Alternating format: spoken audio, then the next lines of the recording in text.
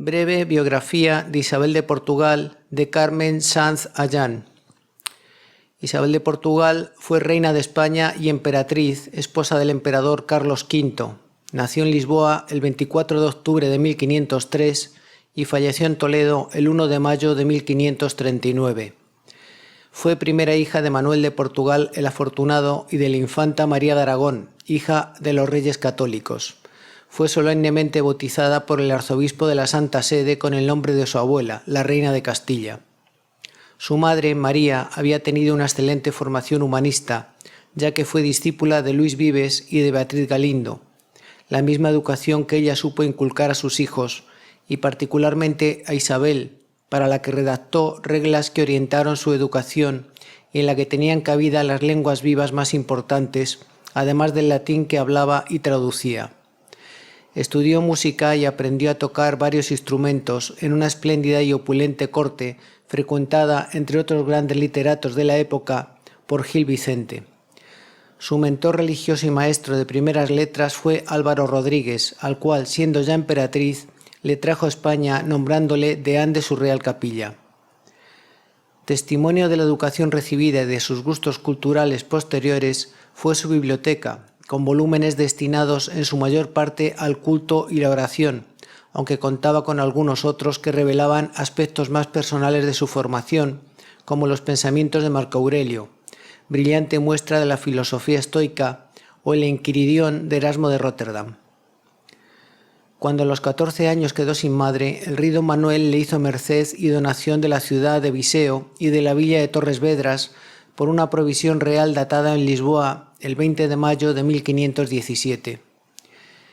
Es conocida la cláusula del testamento de su madre María, en la que expresamente mandaba que no se casasen sus hijas sino con reyes o con hijos legítimos de reyes.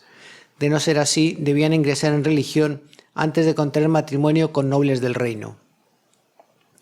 Muerto el rey portugués don Manuel en 1521, escribió Carlos I Adriano de Utrecht, que por entonces gobernaba Castilla en su ausencia, para que enviara al obispo de Santiago, Juan Tavera, a visitar al nuevo monarca de Portugal, Juan III,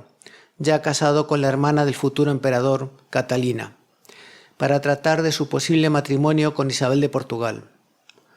Unos tratos que al parecer se habían iniciado en vida del rey difunto, pero que supusieron una larga negociación en la que hubo que platicar sobre el contencioso que las dos coronas mantenían respecto a la posesión de las Molucas, además de discutir todo lo relativo al importe de la dote de la futura emperatriz. Las negociaciones del enlace corrieron a cargo de Juan de Zúñiga y de Carlos Popelo. La dote que finalmente aportó Isabel fue extraordinaria, un total de 2.328 millones de maravedíes, siendo 900.000 de ellos en castellanos de oro. Solo el opulento reino de Portugal podía asumir un coste semejante, y así quedó recogido en las crónicas lusas cuando Damián de Goes afirma que fue dote que ninguna mujer que no fuese heredera trajo en casamiento a su marido. El emperador, por su parte, le entregó en concepto de arras 300.000 doblas aseguradas sobre las ciudades de Úbeda, Baeza y Andújar. Se concertaron las bodas el 25 de octubre de 1525, tras obtener la dispensa papal por ser ambos nietos de los reyes católicos, y el 7 de enero de 1526 se efectuó la entrega de la infanta en Badajoz, acompañada de los infantes Luis, Fernando y el duque de Braganza, Jaime, junto al marqués de Villarreal, Pedro de Meneses. La esperaban al otro lado de la frontera Fernando de Aragón, duque de Calabria, el arzobispo de Toledo, los duques de Badajoz y Medina Sidonia, y los condes de Belalcázar, Monterrey y Aguilar, entre otros. Isabel hizo su entrada en Sevilla el 3 de marzo. 7 magníficos arcos de triunfo efímeros, colocados a lo largo del itinerario de su real entrada, le dieron la bienvenida. Uno de ellos incluía un relieve que representaba a ambos esposos en busto, coronados por una alegoría de la gloria.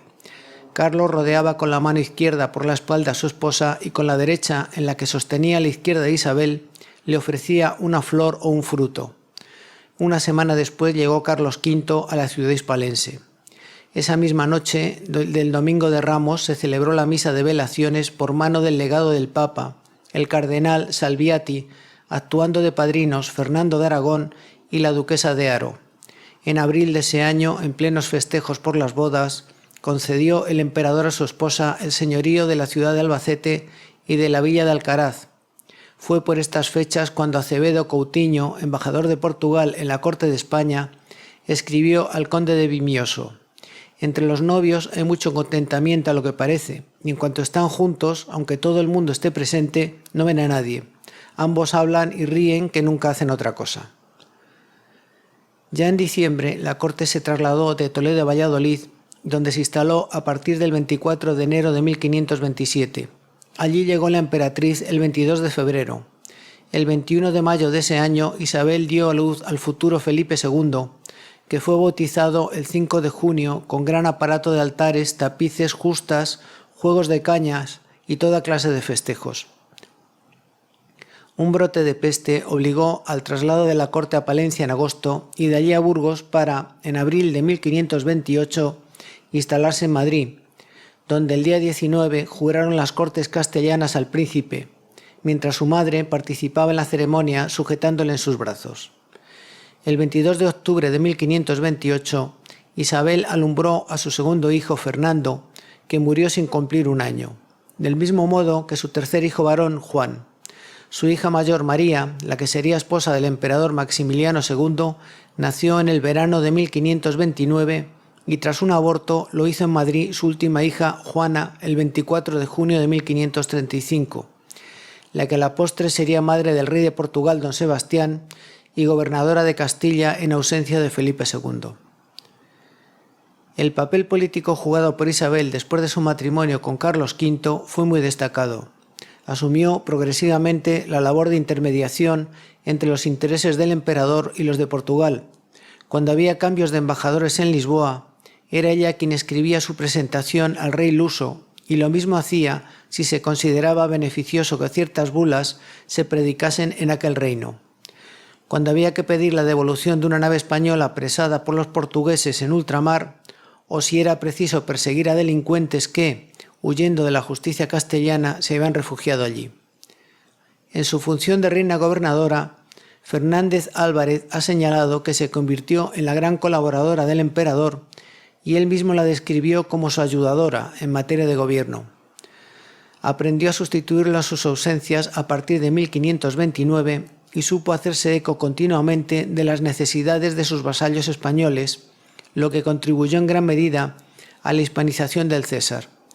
Una hispanización que ella misma experimentó, ya que al comienzo de su reinado su casa había venido muy al estilo de Portugal,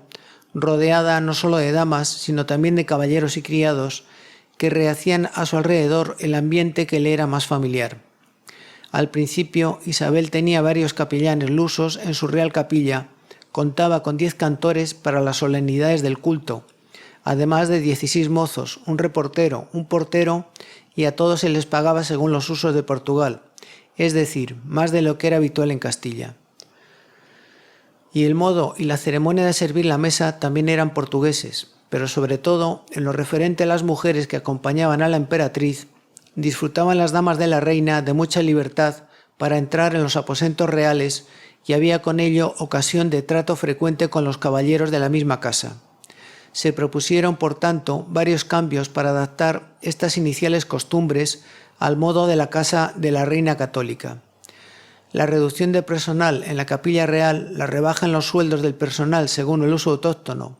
y la elección de un mayordomo mayor que fuera castellano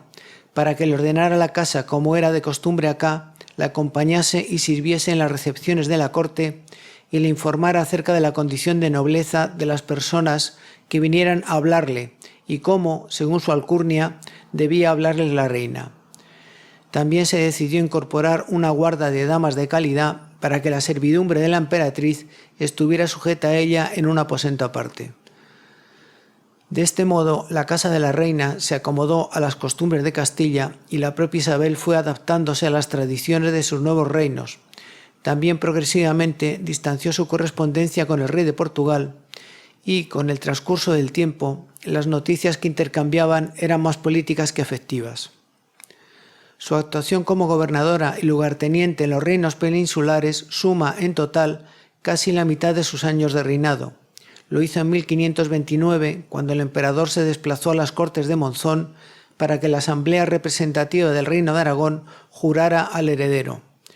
También desde finales de 1529 a 1533, cuando acudió a la coronación de Bolonia y mientras sostenía la guerra contra el Imperio Otomano. De nuevo, en 1535 y 1536, durante la expedición de Argel y la Tercera Guerra contra los Valois, en 1537, con motivo de las nuevas Cortes de Monzón, y, finalmente, en abril de 1538, cuando se negociaba la tregua de Niza. Durante la primera ausencia, Carlos V dejó redactada una instrucción en la que, según los especialistas del periodo, la intención del emperador era que Isabel aprendiera el oficio de gobernadora. Le prescribía que acudiese a las consultas generales que el Consejo celebraba los viernes, sin permitir que se hallaran presentes otras personas que no fueran las del Consejo. Le advirtió que si el presidente u otros consejeros querían hacerle consultas en días diferentes, ella debía oírles de buena gana, pero observando que en todos aquellos asuntos que fuesen de calidad, tendría que pedir dictamen previo a su esposo. Respecto a las demás cuestiones, escucharía siempre el parecer de los consejeros y nunca firmaría carta o documento alguno que no estuviese validado antes por aquellas personas que tenían a su cargo por oficio rubricarlos. En las instrucciones de gobierno que el emperador redactó durante su segunda ausencia, más larga y fuera de la península, en 1529, las instrucciones eran más extensas y la emperatriz asumió muchas más atribuciones. Entendió personalmente en el aprovisionamiento de fronteras, cubrió las vacantes de oficios muy diversos, siempre con el apoyo del Consejo Real, y además, siguiendo las orientaciones de un documento especial, decidió en materias relativas a la Real Hacienda. Entre las preocupaciones políticas constantes de la reina que pueden apreciarse en las cartas que enviaba el emperador y que fueron parcialmente publicadas por Carmen Mazarío, se encontraban las defensas y provisiones de las plazas fuertes de la frontera con Francia, los asuntos económicos en los que con mucha minuciosidad se alude a los contratos y asientos con los hombres de negocios de la época, los Grimaldo, los Fúcares, los Belzares y las peticiones de préstamos al arzobispo de Toledo, al obispo de Ávila, a los duques de Medina Sidonia, Béjar o Alburquerque.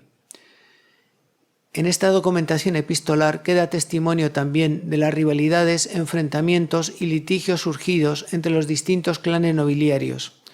conflictos en los que Isabel jugó el papel de árbitro previa consulta a su esposo. Sin embargo, apenas quedan huellas de los detalles menudos de su vida cotidiana, de los que sí hay testimonio en la correspondencia privada que ambos mantuvieron con terceros.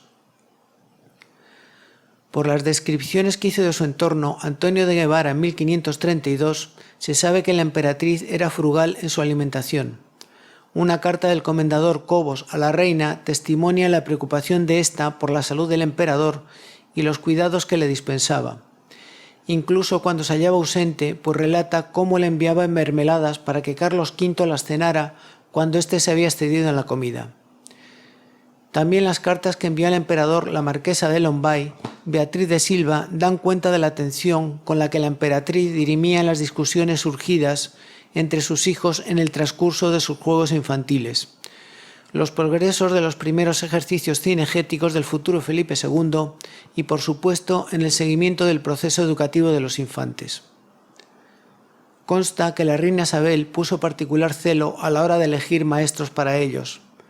Tras los primeros años que transcurrieron bajo la tutela de Leonor de Mascareñas, que había sido dama de compañía de la emperatriz, en el caso del príncipe eligió al grave Martínez Silicio, juzgado, sin embargo, por el emperador demasiado permisivo, razón por la que más tarde se incorporaron a la nómina de preceptores Honorato Juan, que le enseñaba matemáticas y arquitectura, Calvete de Estrella, que le instruyó en latín y griego, y Juan Giner de Sepúlveda, que lo hizo en historia y geografía. En el caso de las niñas, y particularmente de Juana, la elección recayó en los bachilleres Estrella y La Cuadra, que destacaron en todo momento su agudeza para el estudio, su facilidad en el aprendizaje del latín y su sensibilidad hacia la música. La educación religiosa corrió a cargo de la propia reina, que les hablaba en portugués, razón por la que al menos Felipe y Juana hablaban con soltura esta lengua. El último de sus embarazos, acaecidos a finales de 1538, fue a la postre el desencadenante de su muerte en Toledo, el 1 de mayo de 1539, a la edad de 36 años. El emperador se hallaba ausente en Madrid junto al futuro Felipe II. Carlos V, muy afectado por la pérdida, se retiró durante un mes al monasterio de las Islas, mientras se lamentaba en estos términos cuando escribió a su hermana, tan solo un día después del fallecimiento de su esposa. Yo estoy con la angustia y tristeza que podéis pensar por haber tenido una pérdida tan grande y tan extremada, y nada me puede consolar, sino la consideración de su buena y católica vida y el muy santo fin que ha tenido. Se conoce también el fuerte impacto que aquella pérdida supuso para el príncipe Felipe, que no pudo acabar de presidir la comitiva que acompañaba el cadáver de su madre. Fue enterrada, siguiendo su expreso deseo, en Granada junto a su abuela Isabel la Católica, hasta que en 1574 Felipe II trasladó sus restos al Escorial. Los diversos testamentos redactados por la emperatriz indican un progresivo afianzamiento sobre la propiedad de sus bienes y el deseo de legar los más señalados a sus hijos. Así, en el redactado poco antes del nacimiento de Felipe II en Valladolid en mayo de 1527, permitía que Carlos V dispusiera de toda su fortuna, pero 2 años más tarde, nacida también María, reservaba a sus hijos las joyas que quedaran después de vender las que fueran necesarias para cumplir las mandas testamentarias. También dejaba a la infanta María sus objetos de oratorio, que finalmente se repartieron con Juana. A partir de 1535, introdujo entre sus últimas voluntades la orden de que se labraran en plata tantas figuritas de niño como hijos hubiera tenido, para que fueran depositadas en la capilla de Nuestra Señora de la Antigua, de la Catedral de Sevilla, en agradecimiento por su descendencia. Tras su muerte, el emperador, acuciado por las necesidades económicas de su política imperial, quiso disponer de todas las joyas y cosas preciosas de la recámara de la emperatriz, pero en torno a 1546, los letrados del príncipe Felipe defendieron los derechos de este como heredero. Argumentaron la plena propiedad de Isabel sobre sus bienes por su rango de persona principal. Recordaron lo establecido acerca de ello en las capitulaciones matrimoniales y afirmaron que los regalos que había recibido se debían a su ilustre ascendencia como nieta de los reyes católicos y a su ejercicio como gobernadora, y no a su condición de esposa del emperador, razón por la que sus voluntades debían ser íntegramente respetadas.